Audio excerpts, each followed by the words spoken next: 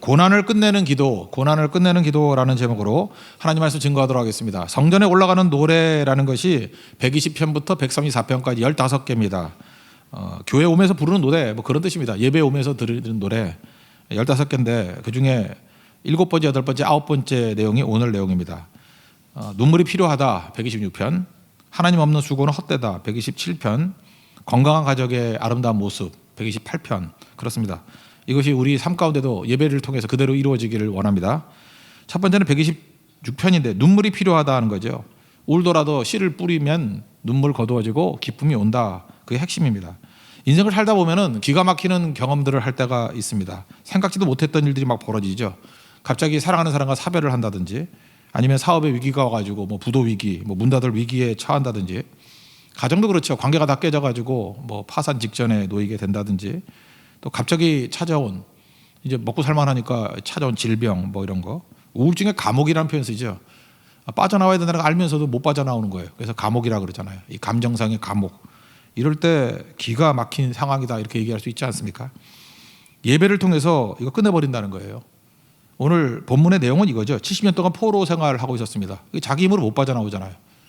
이거 강대국인데 어떻게 빠져나옵니까? 근데 계속 예배만 드렸다는 거예요. 그럴 때 하나님께서 은혜를 주셔가지고 고난을 끝내주시고 돌아오게 만드셨다. 그러니까 예배가 그런 거라는 거예요. 내 힘으로 벗어나지 못하는 올무가 있는데 예배 드리다 보니까 하나님께서 은혜 가운데 끝내주시더라. 고난을 끝내는 힘, 기도에 있고 예배에 있다. 오늘 그게 핵심이라는 것입니다. 그래서 70년 만에 돌아온 포로기 백성들이 지금 꿈꾸는 것 같다 그러는 거예요. 1절에 보니까 꿈꾸는 것 같다. 그래서 입에는 막 참지 못할 웃음이 있죠. 너무 기뻐가지고 이제 그만 웃어 그래도 자기도 모르게 막 터져 나오는 웃음, 뭐 그런 거 경험해 보셨습니까?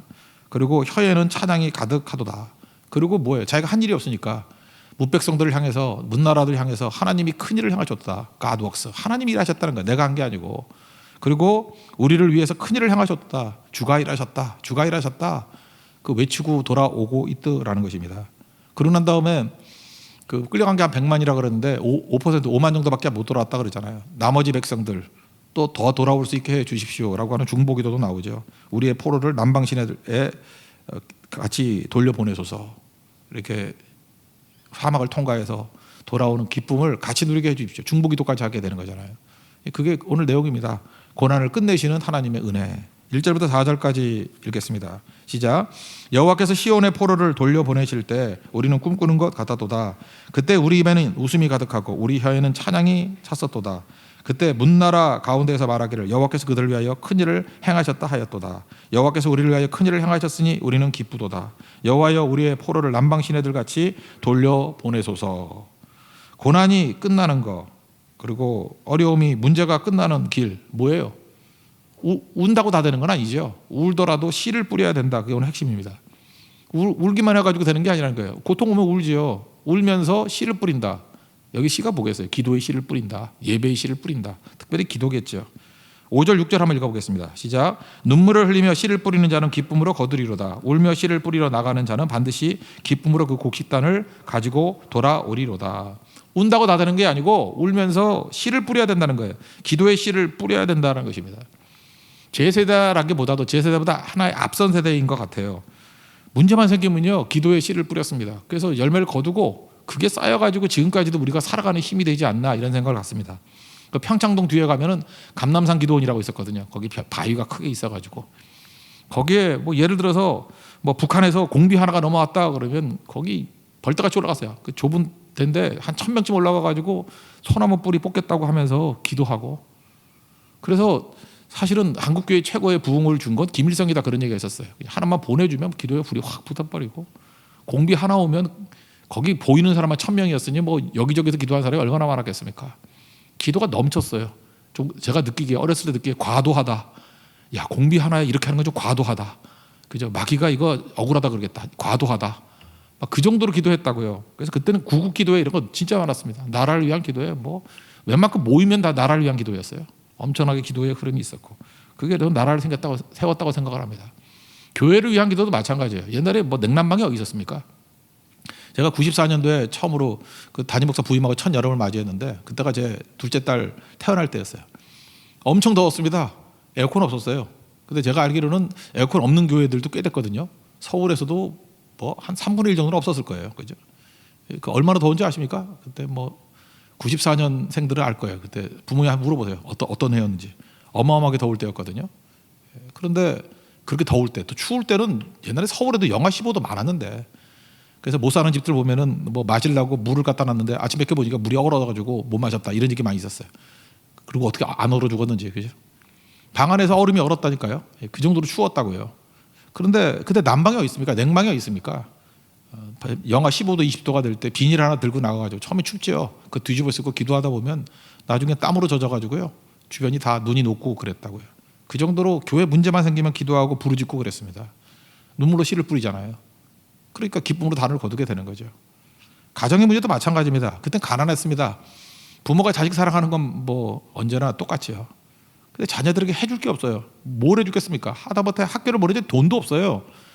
해줄 게 없으니까 많은 어머니들, 아버지들 맨날 했던 얘기가 그거예요. 자녀에게 해줄 게 하나도 없다고. 그래서 기도밖에 없다고. 그래서 해줄 게 없어가지고 자녀 놓고 엄청 기도했어요. 엄청. 그래서 떠나갔던 자녀 다 돌아오고, 제가 볼 때 그렇게 기도해. 저도 이제 지나 보니까 알잖아요. 눈물로 기도했던 자녀들, 망한 자녀 없어요. 그 기적 같은 일들이 벌어진다니까. 한 사람 한 사람이 다 간증이고 스토리예요. 그죠? 어마어마한 일들이 벌어져. 해줄 게 없다. 왜 해줄 게 없어요? 기도만큼 좋은 게 없는 거죠. 지금 아마 해줄 게 많은가 보죠. 스파게티도 사주고 피자도 사주고, 그래서 확진자 만들어 버리고 딸들. 예. 뭘 해주고 있습니까? 그러니까 애들이 그 꼴이지. 우리가 해야 될 일이 뭐냐면 눈물로, 그죠? 눈물로 씨를 뿌려야 돼요. 기도의 씨를 뿌려야 된다고요. 그래야 살아날 수 있는 거죠. 제 기억에 제 세대는 그렇게 기도 안 했어요. 제 또래들보다 저보다 앞선 세대가 정말 기도를 많이 했다고. 그러니까 지금 우리 젊은이들 같으면 할아버지 세대들, 그 다음 세대는 그거 보고 흉내를 냈지. 그래서 따라 할 뿐이었어요. 그걸 능가하지 못했던 것 같아요. 그만큼 기도는 못했어요. 그래도 기도 유산이 남아가지고 꽤 기도했죠. 근데 지금 기도가 메말라가고 있지 않습니까? 젊은이들 가운데 뭐 그렇게, 여러분 젊은이들 가운데 별명이 그런 사람이 있어요? 저 기도의 청년 뭐 이런 거 있어요? 있냐고요? 어떤 청년, 그러니까 특징이 뭐냐 그랬더니 엄청 먹어요. 뭐 이런 거밖에 없어요. 그죠? 엄청 먹어요. 저 점에 생각보다 엄청 먹어요. 뭐 이런 거. 누가 지금 기도 그러면은 어떤 청년들, 뭐 젊은이들, 뭐 청소년, 이게 연결되는 사람이 있냐고요? 옛날에는요, 누가 더 기도하지 하고 막 혼돈이 왔다고요. 너무 많아가지고. 그렇다 그러면 기도가 메마르면 미래도 메마르는 거죠. 아무것도 없는 거죠. 사실 우리가 할아버지 세대 때 했던 기도를 갖고 먹고 사는지도 모르겠습니다. 옛날에 기도가 쌓여야 된다 그런 얘기를 되게 많이 했거든요. 기도가 쌓이는 거예요. 그죠? 평상시에 엄청 기도하고 그 기도의 힘으로 일어서게 된다는 것입니다. 잊지 마십시오. 우리 부모님들 자녀 위해서 기도해야 됩니다. 그래야 돌아오고 그것이 가문을 살립니다. 기도가 하나도 없다 그러면 말할 것도 없겠죠. 별로 좋은 미래가 오지는 않을 것입니다. 기도를 쌓는 우리 하나님의 거룩한 종 되기를 축원합니다. 마지막으로 5절 6절 한번 더 읽어봅시다. 너무 중요한 거기 때문에. 시작. 눈물을 흘리며 씨를 뿌리는 자는 기쁨으로 거두리로다. 울며 씨를 뿌리러 나가는 자는 반드시 기쁨으로 그 곡식단을 가지고 돌아오리로다. 우리의 모습, 우리의 미래가 되기를 축원합니다. 이 127편입니다. 하나님 없는 수고는 헛되다라고 하는 거예요. 독특한 게 이 시만 표제어가 솔로몬의 시로 돼 있죠. 솔로몬은 하나님이 있고 없고를 극명하게 경험했던 사람입니다. 하나님이 있으면 충만함이고 하나님이 없으면 헛됨이에요. 그래서 전도서, 솔로몬이 쓴 전도서를 보면은 1장에 보면 1장 2절에 헛되다로 시작하잖아요. 5번 헛되다. 그죠? 전도자가 이르되 헛되고 헛되며 헛되고 헛되니 모든 것이 헛되도다. 맞나? 예. 5번. 헛됨 5번. 근데 마지막 결론을 봅시다. 전도서 12장 13절을 보니까 일의 결국을 다 들었으니 하나님을 경외하고 그의 명령들을 지킬지어다. 이것이 모든 사람의 본분이니라. 그러니까 마지막 결론이 뭐예요? 결국은 인생 잘 사는 게 뭐냐 하면은 하나님 없으면 헛됨인데 하나님 붙들면 하나님을 경외하고 그의 계명을, 명령을 지킬지어다. 그게 너희들의 본분이라고 되어 있는데 This is everyone's duty. 모든 사람의 임무라는 거예요. This is everyone's duty. 그러니까 무조건이에요. 이거는 뭐 해도 되고 안 해도 되는 게 아니에요. 듀티가 뭐예요? 반드시 해야 되는 임무 아니에요. 임무. 하나님 계시지 않으면 다 할 거라는 거예요. 인생은 두 가지 길입니다. 전도서 딱 통해서 솔로몬을 통해서 배운 거예요. 하나님 없으면 헛됨. Vanity of vanities. 그죠? All is vanity. vanity. 아무것도 없어요. 헛됨, 뭐 허상, 뭐 인생 무상 맨날 이러죠. 바람을 잡는 것 같아요. 그런 인생 살아가야 되겠습니까? 그런데 하나님을 경외하고 명령을 지키면 그것이 This is everyone's duty, 우리의 듀티라는 거예요. 반드시 해야 될 것이라는 것입니다. 인간에 대해서 여러 가지 묘사하고 있는데 호모 파베르라는 표현이 있죠. 파베르, 호모 파베르. 도구를 만드는 인간 뭐 이런 거죠. 도구 만드는 거. 인간은 맨날 뭐 만들어요. 만들면 다 되는 줄 알고 맨날 만들기만 한다고. 근데 그것이 하나님을 위해서 좀 만들면 좋은데 나를 위해서 만든다니까요. 그걸 바벨탑 쌓는 거예요. 나를 위해서 잠깐 만들어요. 나를 위해서 뭘 만들어요. 지금부터 자꾸 열심히 만들고 있잖아요. 그럼 좋아지나요? 나의 편리를 위해서, 나의 욕심을 위해서, 욕망을 위해서, 나의 만족을 위해서. 자꾸 만들어내는데 떠보니까 휴대폰도 만들어요. 얼마나 편리해요. 그죠? 근데 휴대폰 있을 때하고 없을 때하고 지금이 더 행복한가요? 전부 다 보면 만나보면 전부 다 정신 나간 애들이에요. 쳐다도 안 보고 맨날 이것만 쳐다보고 있고. 그래서 그 옆방에서 안방으로 문자를 보내네. 이게 정신 나간 거죠. 이게 뭐 감옥에다 갇혀 있어요? 이게 편리해진 거예요? 사랑이 뭔지도 모르고. 뭐 요즘에 연인끼리 젊은 애들이 그러는데 연인끼리 만나면 할 말이 없다며? 할 말이 없대요. 이미 문자로 다 나누고 이미 알아서 숨어서 들어가서 인스타에서 다 봤기 때문에 할 말이 없대. 할 말이. 그래서 너무 생소해서 그러니까 둘이 앉아서 게임이나 하고 있대요. PC방 가서. 이게 행복한 거예요? 옛날에는 아무것도 모르니까 너무너무 궁금했고 그러다 보니까 물론 거짓말도 많이 했지. 그죠? 그렇지만 거기 상상도 하고 뭐 했을까? 어땠을까? 뭐 이런 거. 그런 게 있었는데 지금이 더 나은 거냐고. 그건 아니죠. 20세기 최대의 발명품이 뭐냐 그럴 때 20세기요. 어떤 사람은 세탁기라고 말하는 사람이 있었어요. 그거 맞죠. 옛날에는 여성 노동력의 3분의 1이 빨래하는 거였대요. 제가 볼 때도 그래요. 뭐 우리 할머니 세대들 보면은 빨래하다가 세월 다 보냈어. 빨래. 그죠? 옷도 많지도 않았지만 그 빨래가 쉽지 않았거든. 빨고 또 뭐라 그러죠? 다리미질하고 또 뭐라 인두로 지지고 뭐 지지는 다린다 그러죠. 죄송합니다. 지지는 건 고문할 때 쓰는 거죠.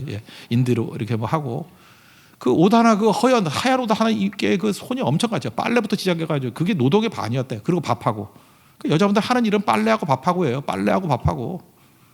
근데 세탁기가 생겨가지고 자유롭게 됐잖아요. 그래서 행복해졌나요? 오히려 더 뭐 남자고 여자고 간에 다 죄 짓는 데도 많이 가고 그러지 않나? 청소하는 게 힘들었는데 청소기 도우는데 이게 좋나? 저 깜짝깜짝 놀라요. 뭐 로봇 청소기 와가지고 나 툭툭 건드리는데 미치겠어요 진짜. 다시 옛날에 빗자루로 갔으면 참 좋겠어요. 지금 코로나 바이러스 때문에 모든 게 다 멈춰버렸습니다. 그러더니 지난 주일 아침 여러분 한번 보셨어요? 하늘?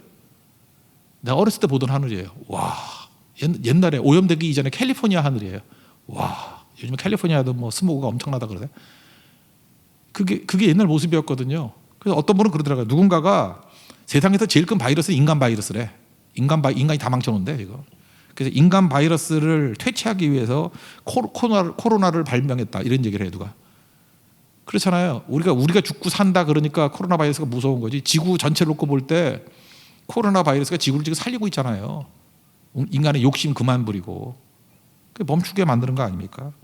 그러니까 무슨 얘기예요? 하나님 없는 열심은 독이 된다는 거예요. 하나님이 빠져나오면 다 욕심으로 나가기 때문에 망치는 쪽으로 나가요. 하나님 없는 열심 내다 보면 결국 하는 짓이 뭐냐면 그 호모 파베르 만들는데 뭘 만들어요? 창세기 11장 보세요. 바벨탑 만들잖아. 바벨탑 만들다 망하는 거 아닙니까? 그게 인간의 모습이라는 것입니다. 근데 하나님이 계셔야만 우리가 열심하고 수고한 것들이 열매를 거둔다. 결과가 나온다는 거예요. 그래서 여러분들 잊지 마십시오. 어떤 사람이 열심히 하느냐 안 하느냐 그게 뭐 중요해? 우리 크리스찬은 그거 묻는 거 아니에요. 나 열심히 했습니다. 그래도 어쨌다고? 또 열심히 안 했대?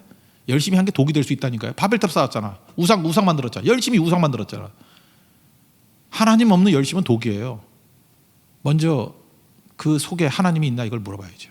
네 속에 하나님이 있냐? 하나님과 동행하냐? 임마누엘. 하나님과 동행하느냐? 이걸 물어야죠. 그거 아니면 다 헛수고예요. 전도서 보세요. 솔로몬이 엄청 행했지만 다 뭐예요? 헛되고 헛되니 모든 것이 헛되다 그거잖아요. 여러분 복이라는 것은 수고의 결과를 가져오는 겁니다. 학생이 공부 열심히 했는데 결과가 안 나온다. 얼마나 허망해요. 선생님이 열심히 가르쳤는데 결과가 안 나온다. 얼마나 허망해요. 농부가 씨를 뿌리고 농사를 지었는데 가을에 거두지 못하다. 얼마나 허망해요. 이게 저주라는 거죠. 그러니까 수고한 대로 열매 거두는 게 복이다.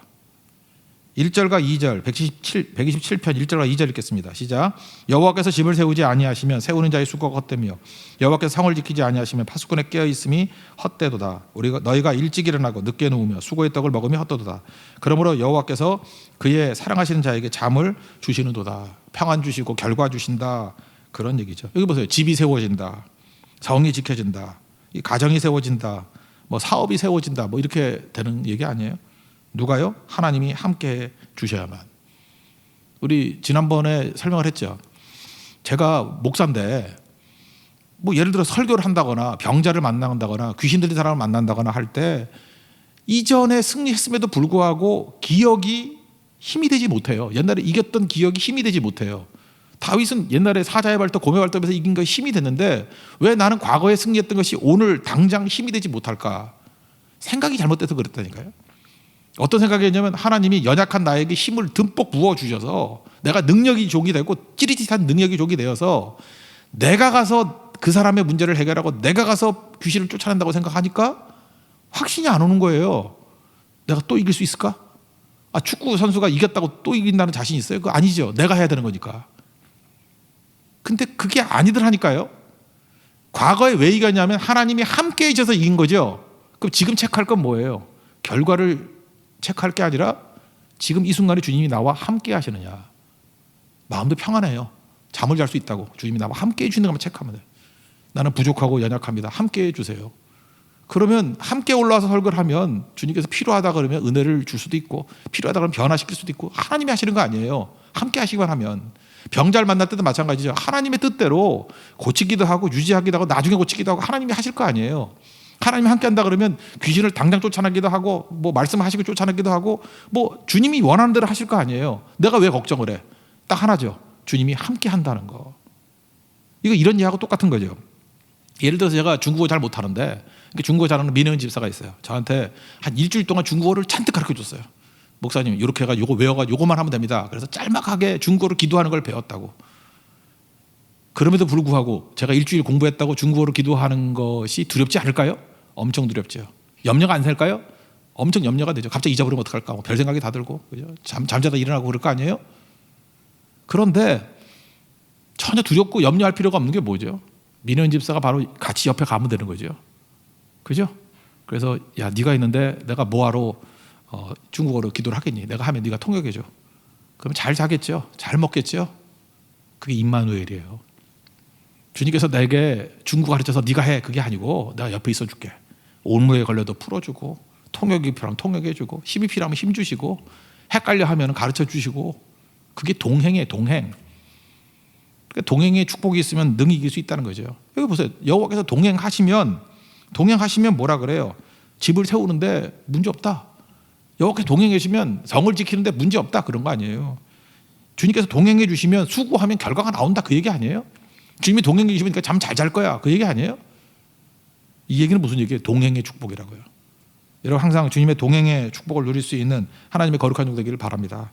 그러면은 하나님이 함께 해주시면 임마누엘 되어주시면 모자란과 결핍이 없다는 거죠.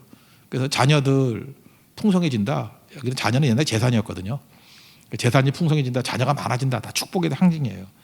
그리고 하나님이 함께하는 자녀는 화살통에 있는 화살 같대요. 화살.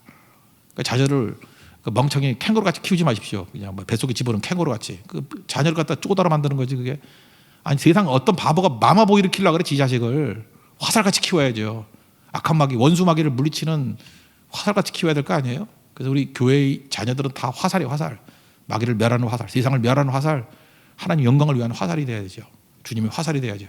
그것이 가득 있는 자들은 복이 있도다. 결과가 있다. 그런 얘기입니다.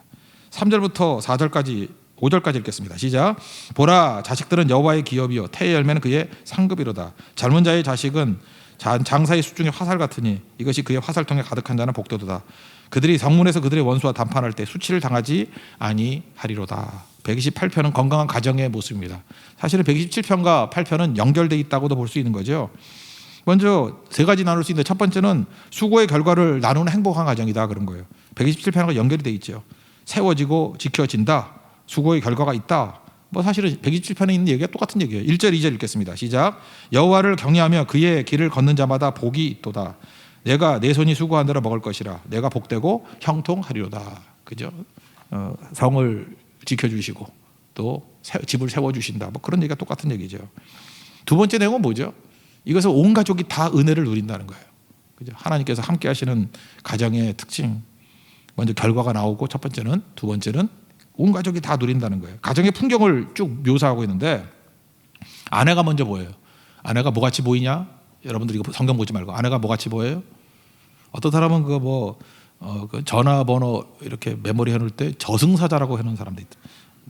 그죠? 남편은 평생 왼수 이렇게 뭐 농담이겠죠, 그죠? 뭐 그러면 안 되죠. 여러분 목사를 저장할 때 뭐라고 저장했어요? 한 번씩 전화기를 한번 까봐서 조사를 해봐야겠어요, 그죠? 예, 뭐라고 해놨는지 이상하게 해놓은 사람도 있을지도 모르겠죠. 근데 그런 식으로 하는 게 아니죠. 이 가정 여러분들 여기 남편들 혹시라도 지금부터 바꿔놓으세요. 나의 포도나무 그게 아내예요. 아내를 보는 순간에 뭐로 보여요? 포도나무. 포도나무는 뭐예요? 단일 이 가지 중에 가장 열매가 많은 게 포도나무예요. 포도나무는 풍성함이에요. 열매가 많다. 그게 포도나무예요. 포도는 그 송이 많잖아요. 그냥 몇 개씩 있어요. 엄청나게 있고 어떤 포도나무에는요 많이 달린 게 나 이거 믿어지는지 안 믿어지지만 그 토픽에 보니까 6,000개가 달렸대. 6,000송이. 이게 믿어지나? 포도 하나에. 그러니까 포도는 많다는 거예요. 많다. 풍성하다. 그래서 아내가 포도나무 같다. 열매가 많다. 예, 그렇게 얘기를 하고 있습니다. 그러니까 포도나무는 많다요. 풍성함. 그리고 자녀들을 보니까 자녀들이 뭐가 있냐면 감람나무 같대요. 성지순례 가보면 그 올리브 나무잖아요. 올리브 나무는 오래 산대요. 그래서 성지순례 같은 데 가보면은 맨날 얘기해요. 뭐 설명하는 게 이 감람나무는 1000년이 됐고 이 감람나무는 예수님 시대부터 있었고 그 뻥인지 모르지만 이 감람나무는 뭐 출애굽 이후에 모세가 만졌던 나무고 뭐 다 거짓말이겠죠. 그게 무슨 얘기예요? 감람나무는 그렇게 오래 산다는 거예요. 오래. 그러니까 우리 한국에는 없으니까 그런 얘기를 하지만 십장생 뭐 이런 거 있잖아요. 근데 이스라엘 백성에게 있어서 오래 사는 거 그러면 무조건 감람나무예요. 오래 사는 거 감람나무. 그러니까 뭐예요? 기독교 명문 가문이 된다는 거죠. 풍성해진다. 그 출애굽기 20장에 보면 10계명 하면서 이런 얘기를 하죠. 나를 사랑하고 내 계명을 지키는 자는 1000대까지 은혜를 베푸느니라. 1000대까지. 이게 뭐예요? 이 감람나무 이미지거든요. 영원히. 이것도 한번 읽어보죠. 3절 4절 읽겠습니다. 시작. 내 집 안방에 있는 내 아내는 결실한 포도나무 같으며 내 식탁에 둘러앉은 자식들은 어린 감람나무 같으리로다. 여호와를 경외하는 자는 이같이 복을 얻으리로다. 그러니까 아내는 포도나무 같고 자녀들은 감람나무 같고 얼마나 행복하겠어요. 그 집에는 좋은 나무 다 있는 거죠. 포도나무 넘치고 감람나무 넘치고. 그런 게 집이라는 거예요. 집. 이런 가정의 축복 예배 드릴 때 임하게 된다라는 것입니다. 그리고 이게 넘어서 나중에는 사회적으로 사회까지도 건지게 된다 그런 얘기죠.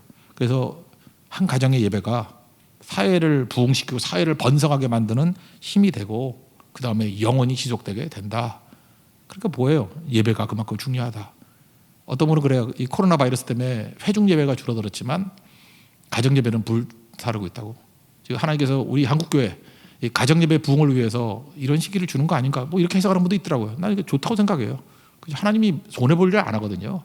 가정에서 예배가 회복이 되고 부흥이 일어나게 되는 일들을 보게 된다라는 것입니다. 사회가 변화되겠죠. 5절 6절 읽겠습니다. 시작. 여호와께서 시온에서 내게 복을 주실지어다. 너는 평생에 예루살렘의 번영을 보며 내 자식의 자식을 볼지어다. 이스라엘에게 평강이 있을지로다. 영원 지속되는 거죠. 감람나무같이 자식의 자식을 보게 될 것이고 예루살렘의 번영을 보게 될 것이고 교회가 살아남으면요 사회가 그 힘 때문에 번영을 보게 된다. 이게 꿈입니다. 꿈.